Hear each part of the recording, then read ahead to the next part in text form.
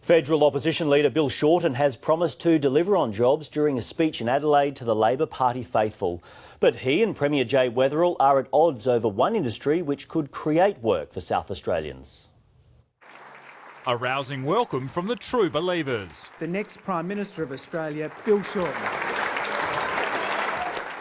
With a federal election looming, the man who would be Australia's next leader praised the Premier.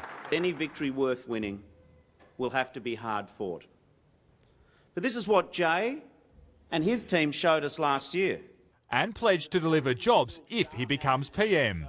For Labor, jobs has always been the ultimate test, the gold standard of whether our economy is growing as strongly as it should and as fairly as it should. But Bill Shorten and Jay Weatherill are not on the same page yet about an industry which could turn into a major job creator for the state. At this point, I don't support nuclear energy. I don't see it as a viable prospect.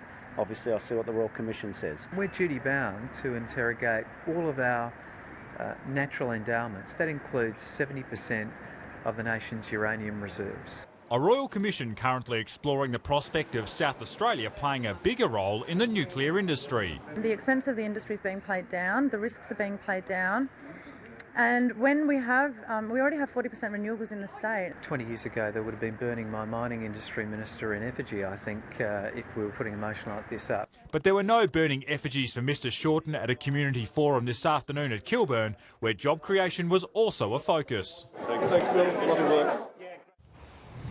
State political reporter Rory McLaren is live from Parliament House. And Rory, where to now for the Royal Commission? Well, the Royal Commission, which is being headed by former State Governor Kevin Scarce, is in the middle of holding public hearings about all the issues and areas surrounding the nuclear fuel cycle and its future here in South Australia. Now, expert witnesses are being called from around Australia and also from overseas to contribute. Now, once the public hearings finish in December, the Commission will then go away and write a report and form recommendations for consideration. And those recommendations and that report has to be submitted to Governor Hugh Van Lane no later than May 6 next year. Yeah, Rory McLaren, thank you very much.